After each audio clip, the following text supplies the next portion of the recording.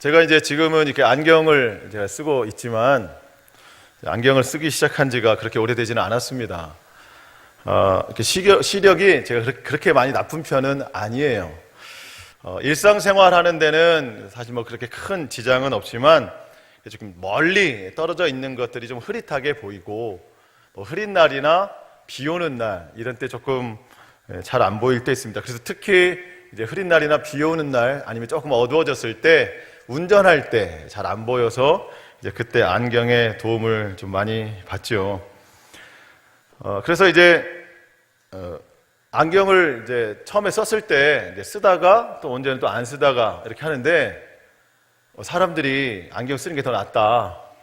그래가지고 그대로 안경을 계속 쓰기 시작했습니다. 그래서 이제 지금은 안경을 쓰는 게 훨씬 더 안 어색하고 좋습니다. 벗으면 더 어색하죠, 이제. 이런저런 뭐 안경을 쓰는 이유가 있지만 여전히 제 안경을 쓰는 그 필요성은 좀 흐릿한 것을 좀 분명하게 보기 위함입니다. 뭐 비 오는 날, 혹 흐린 날, 이렇게 야간에 운전할 때 시력이 안 좋은 사람이 안경의 도움을 받지 못한다면 이게 다른 길을 갈 수도 있죠. 이제 분간을 잘 못하니까 무염에 처할 수도 있습니다. 바르게 대처하기 어렵다는 거죠. 엊그제도 제가 이게 퇴근을 하고 약간 어둑한 길에 이제 어둑한 시간에 집에 가는데 이제 저희 집에 가려면 좌회전을 해서 이렇게 들어가는데 그 좌회전을 꺾고 들어가는데 갑자기 어떤 한 7, 8살 되는 어린이가 갑자기 뛰어가는 거예요. 그래서 저는 깜짝 놀라서 이제 섰죠. 깜짝 놀라서. 그래서 마음을 써듬고 있는데 그 앞으로 달려간 친구가 그 꼬마이가 옆으로 서 있더니 막 웃는 거예요. 뭔가 기분에 자기가 이겼다는 듯한 그런 표정으로 막 웃고 있어요. 그냥 지나가지. 그렇다고 화를 낼 수도 없고. 그래서 그 어둑한 길에 내가 좀 흐릿하게 잘 분별을 못했다면 큰일 날 수도 있었던 그런 상황이었습니다. 이제 그런 상황에서 이제 바르게 대처할 수가 없겠죠. 그래서 저는 이제 그렇게 안경의 도움을 받고 있습니다. 길을 가는데 다른 길로 이탈하지 않고 목적지까지 잘 갈 수도 있고 또 위험에 처하지도 않을 수 있습니다. 이렇게 좀 안경을 잘 쓰고 이제 모든 것을 좀 분별하면.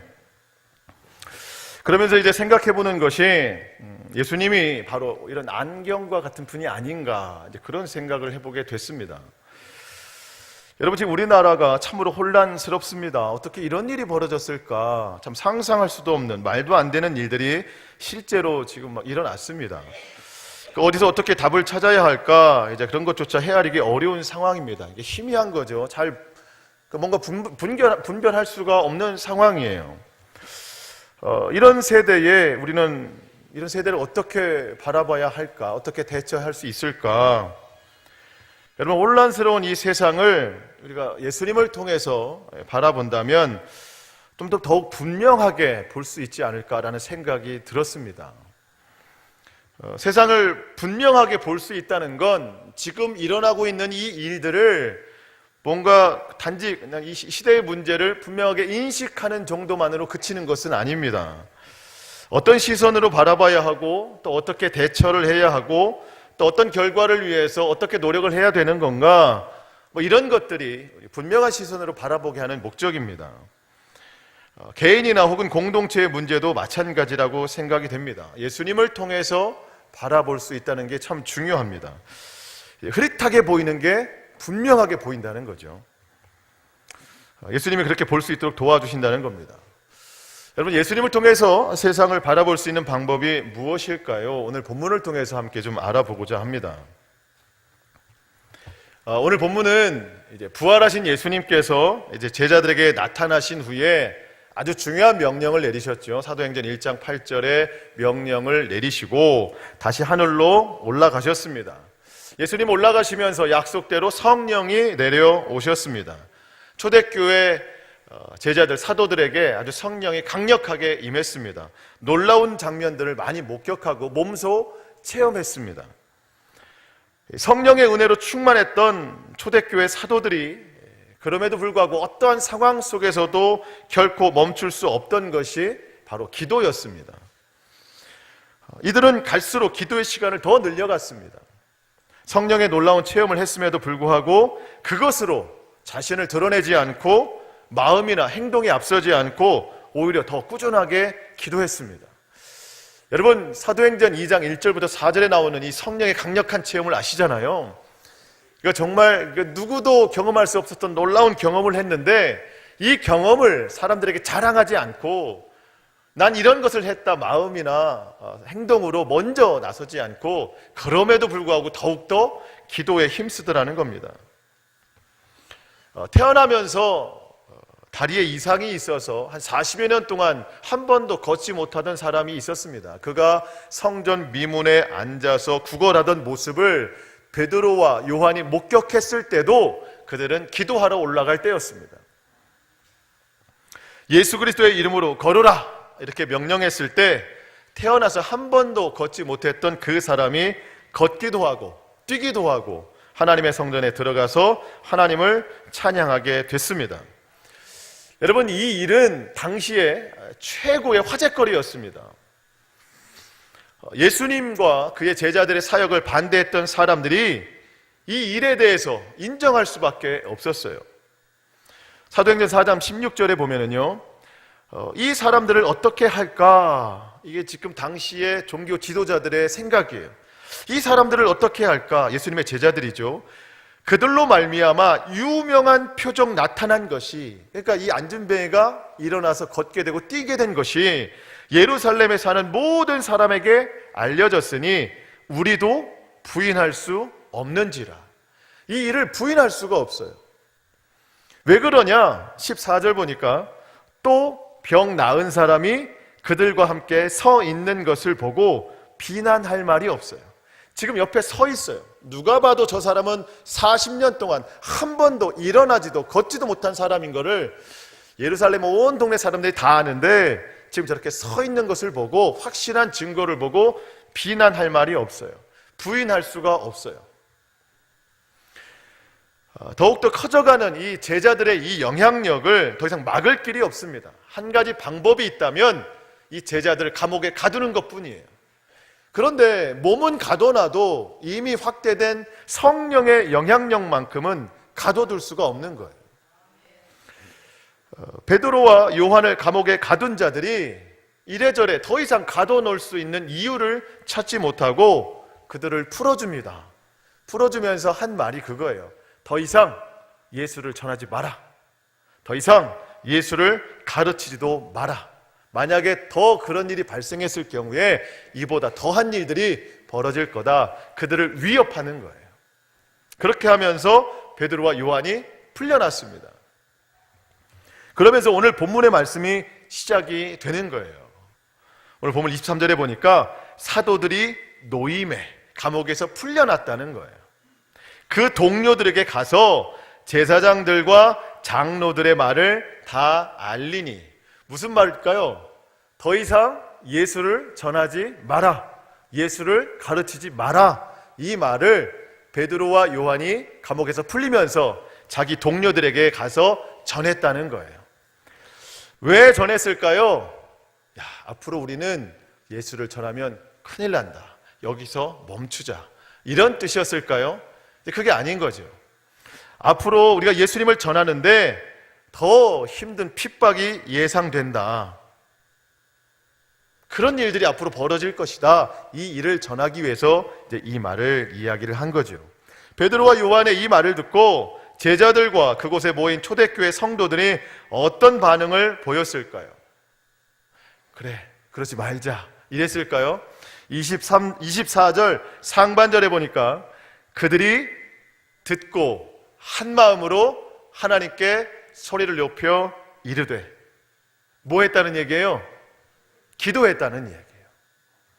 이 소식을 듣고 그들이 한 마음으로 하나님께 더욱 소리를 높여 기도하기 시작했습니다. 그 말을 듣자마자 고민하거나 염려하거나 대처할 방법을 생각하거나 서로의 의견을 나누지 않았습니다. 한 마음으로 기도하는 것부터 시작했습니다.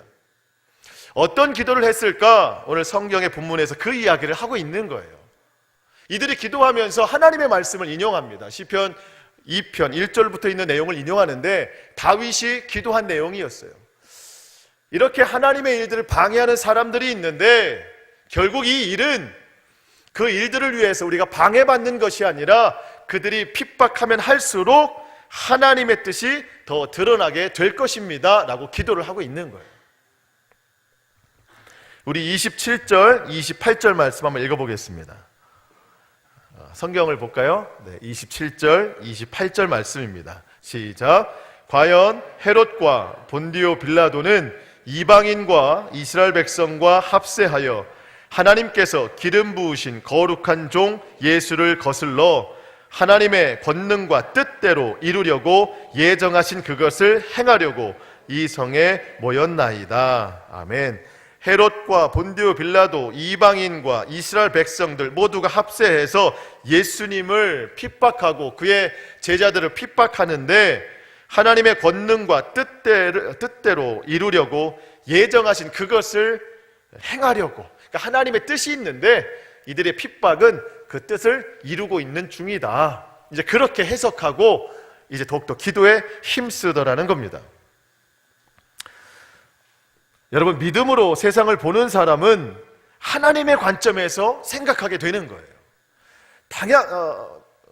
핍박의 상황이에요. 지금 당연하게 핍박의 상황인데 믿음의 시선으로 보니까 하나님의 뜻이 이루어지는 과정이구나. 더 이상 어려움이 아닌 거예요. 당연해지는 겁니다. 그러면서 간절하게 하나님 앞에 기도할 때에 29절 말씀입니다. 주여, 이제도 그들의 위협함을 굽어 보시옵고 또 종들로 하여금 담대히 하나님의 말씀을 전하게 하여 주시오며 30절 손을 내밀어 병을 낫게 하시옵고 표적과 기사가 거룩한 종 예수의 이름으로 이루어지게 하옵소서 하더라. 이들의 기도는 핍박을 막아주십시오, 고난이 없도록 하나님께서 먼저 손을 써주십시오 라는 기도가 아니라 어떠한 어려움 속에서도 그것에 굴하지 않고 담대하게 하나님의 복음을 전할 수 있게 해달라는 기도였어요. 그리고 모든 기적의 역사가 예수님의 이름으로 이루어지기를 아주 간절하게 기도했습니다. 하나님께서 이들의 기도를 들으셨어요. 그리고 그 일들을 그들 스스로 해결하도록 내버려 두지 않으시고 성령님을 보내주셨습니다. 여러분, 사람의 결단만으로는 일이 절대로 되지 않습니다. 지금 이 초대교회 사도들이 핍박이 있어도 우리는 하겠습니다 라고 하는 결단만으로는 이 일들이 안 이루어진다는 거예요. 여러분, 우리가 잘 알다시피 베드로가 얼마나 많이 결단했습니까? 근데 그 결단이 다 이루어지지 않았어요. 성령이 오신 후에야 그 결단이 몸소 체험이 됐습니다. 하나님께서 그들의 기도를 들으시고 그들의 연약함을 아시고 그들의 기도 가운데 성령이 충만하도록 임재해 주셨습니다. 그것이 기도의 결과였다는 거죠. 31절 빌기를 다함에 모인 곳이 진동하더니 무리가 다 성령이 충만하여 담대히 하나님의 말씀을 전하니라. 기도가 끝나니까 진동이 막 일어났어요. 그러면서 성령 충만하게 됐습니다. 여러분, 초대교회 사도들은 어떤 중대한 일들을 만났을 때 무리가 함께 모여서 기도했습니다. 꼭 중대한 일만이 아니더라도 그들은 기도의 우선순위를 늘 놓치지 않았어요. 여러분, 우리나라의 현 시국을 바라보면서 우리가 무엇을 해야 할까 생각해 볼 때 먼저는 예수 그리스도를 통해 우리가 이 나라를 좀 바라볼 수 있어야 된다는 겁니다. 어떻게 대처할 수 있을까? 어떤 결과를 기대할 수 있을까? 결국은 초대교회 사도들처럼 기도부터 해야 된다는 겁니다. 여러분, 기도는 매우 중요한 일입니다. 믿습니까? 그렇다고 기도만 할 수는 없습니다. 여러분, 기도가 매우 중요하다는 거, 그렇다고 기도만 할 수 없다는 거, 이것을 좀 부류로 나눠보면, 예를 들어서 한 개인의 일이라면 기도가 우선된 후에 손과 발이 움직여야 됩니다.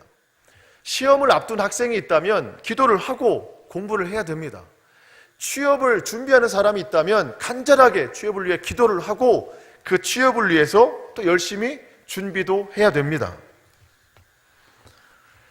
여러분, 근데 공동체의 일이라면 기도의 중요성은 좀 다른 모양으로 설명이 될 수 있습니다. 사도행전 6장에서 보면 7 집사를 선택하는 일이 나옵니다. 왜 이 과정이 있었느냐? 조금 어려운 사람들을 구제하는 일이 있었는데 사도들이 이 일들을 다 하니까 좀 뭔가 좋지 않은 일들이 발견이 되더라는 겁니다. 그래서 결단한 것이 사도들이 우리는 기도하는 것과 말씀 전하는 것에 힘을 써야 됩니다. 그러니 구제하는 일들은 7 집사 여러분들이 좀 맡아주십시오 라고 하면서 7 집사를 선택하게 되는 거죠.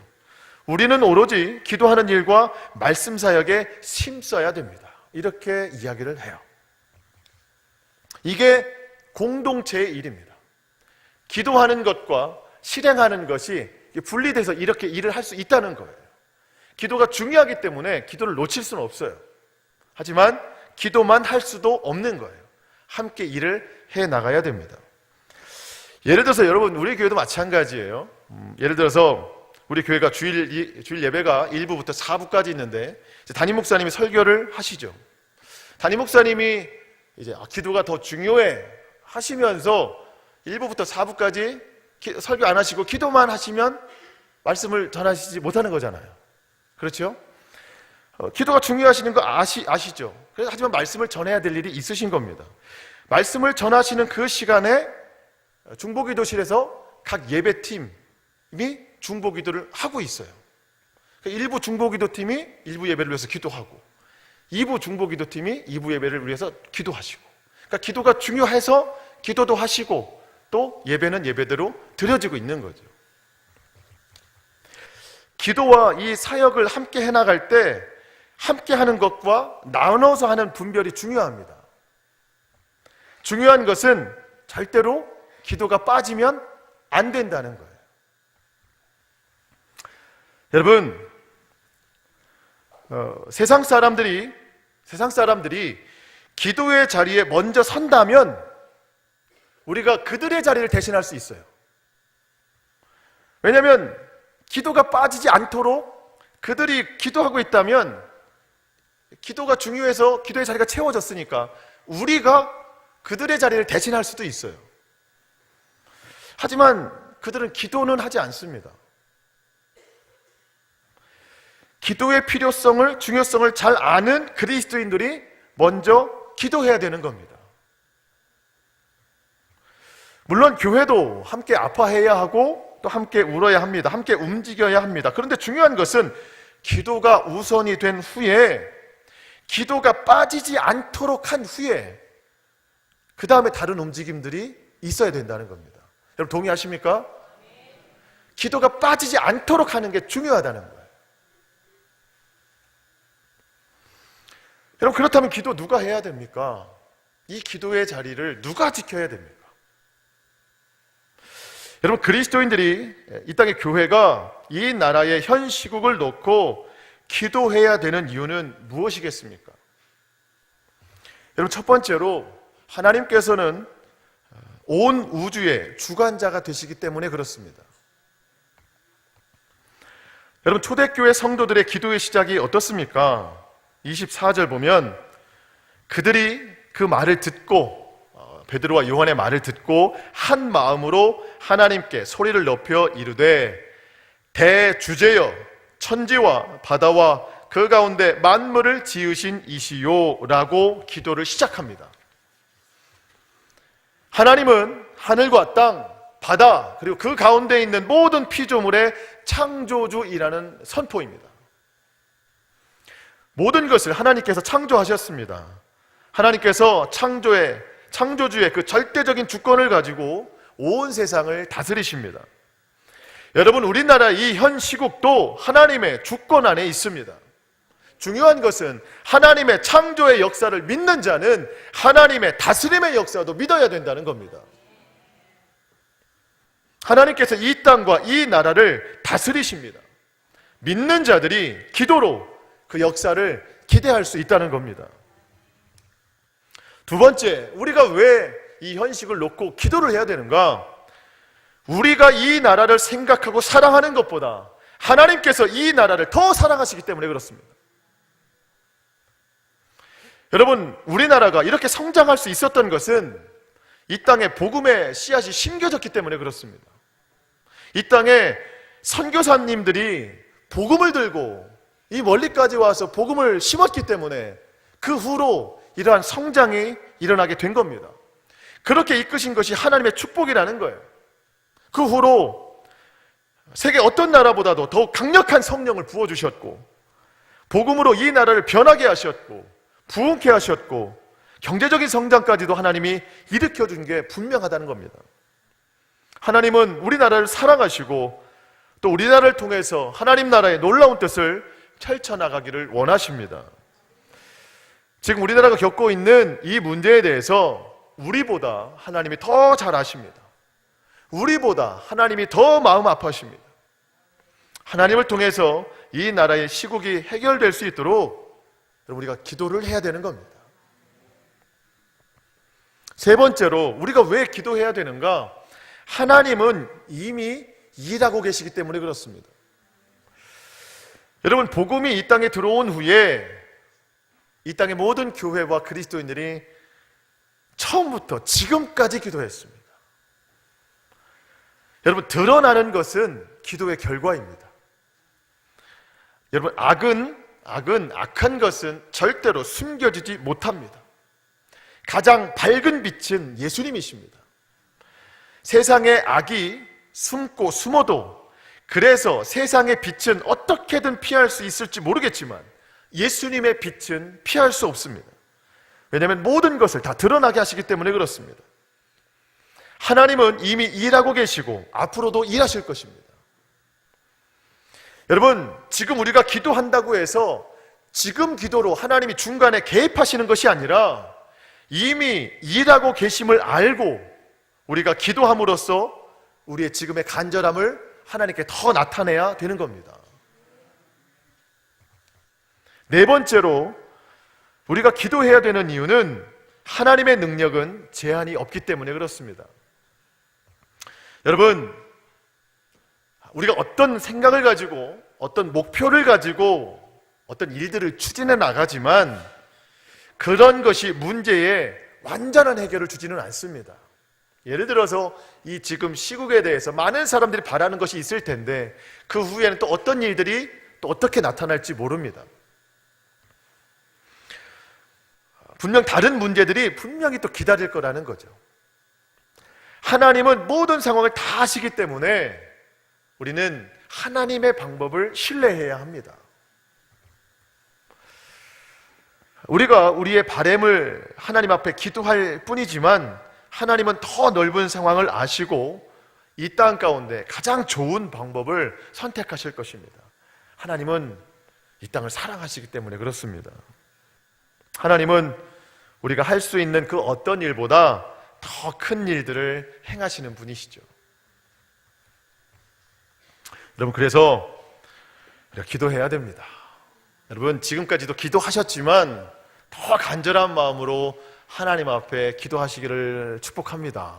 그래서 기도가 우선돼서 기도가 빠지면 안 되거든요. 그래서 우리가 기도를 채우고 또 우리도 함께 할 수도 있습니다. 하지만 기도가 빠지는 일이 있어서는 절대 안 된다는 겁니다. 여러분, 이렇게 기도와 함께 우리가 또 멈추지 말아야 할 것이 있다면 여러분, 그것은 전도입니다. 전도 역시 어떠한 상황, 어떠한 사태와 상관없이 끊임없이 계속해서 진행되어야 할 일입니다. 여러분, 지금 우리나라가 겪고 있는 이 시대의 상황과는 상관없이 하나님의 나라는 가까이 오고 있습니다. 그리고 우리도 마찬가지지만 복음을 받아들이지 못한 사람들의 죽음은 때를 정해놓지 않고 있습니다. 지금 하나님 나라가 가까이 오고 있고 많은 사람들의 이 죽음, 이것은 지금 이 시국과는 그렇게 관련이 있지 않습니다. 초대교회 그리스도인들은 핍박이 와도 어떤 일이 있어도 복음 전하는 것을 멈추지 않았습니다. 담대하게 복음을 전하게 해달라는 것이 기도의 제목이었습니다. 사도행전 5장 41절 42절 말씀을 한번 주의 깊게 읽어보겠습니다. 시작.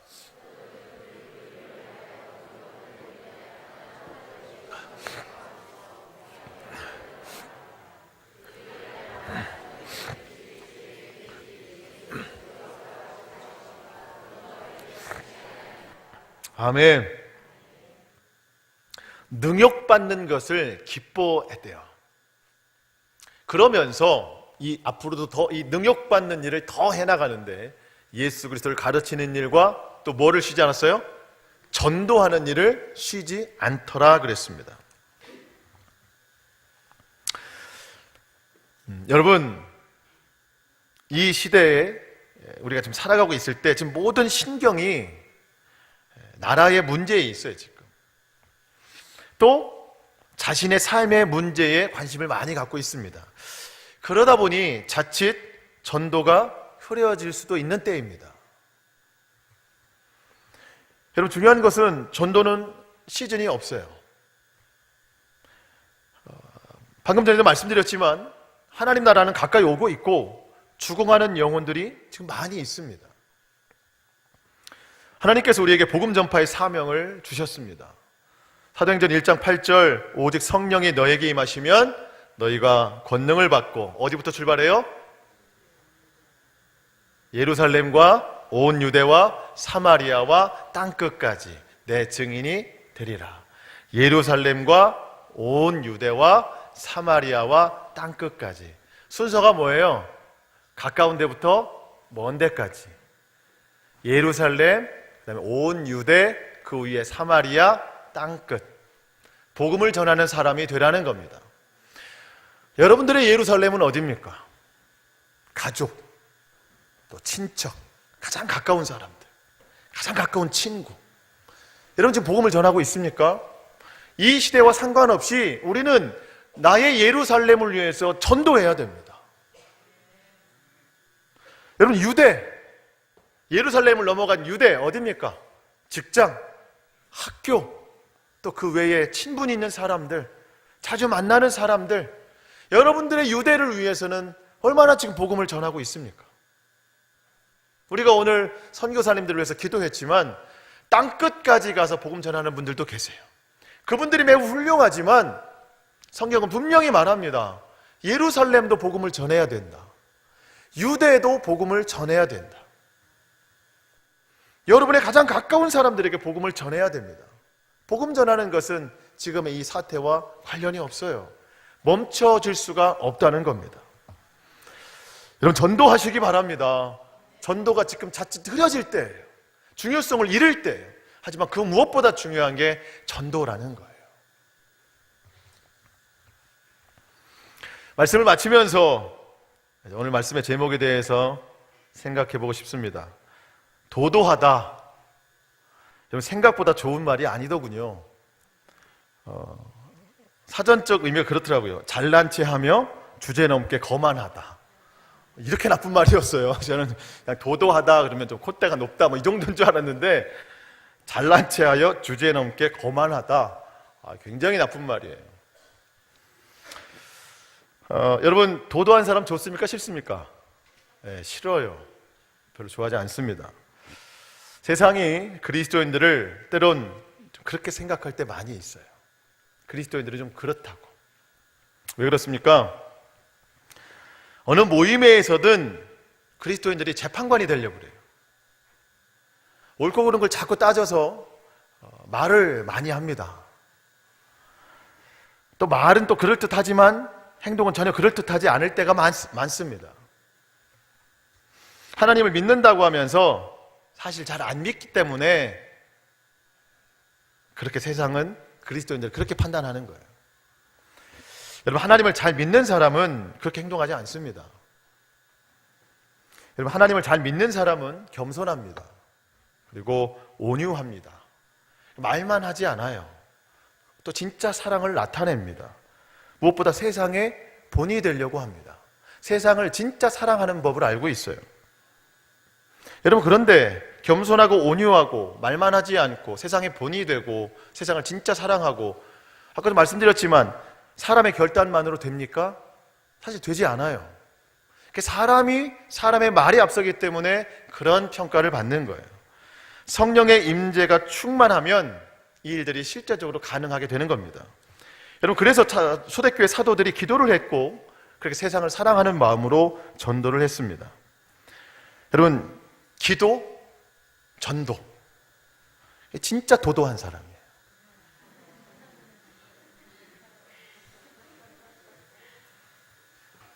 여러분, 우리 도도한 그리스도인이 됩시다. 기도하고 전도하고.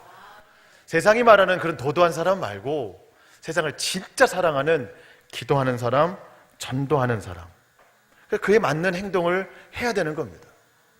여러분, 이 시국에서 우리가 여러 가지 행동을 할 수 있지만 무엇보다 우리가 기도를 해야 되는 게, 그 누구도 기도하지 않기 때문에 우리가 먼저 기도를 해야 되는 거예요. 기도한 후에 그에 마땅한 행동이 이어져 나가야 된다는 겁니다.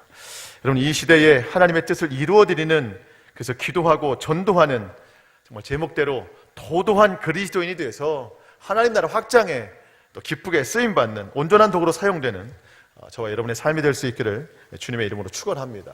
기도하겠습니다.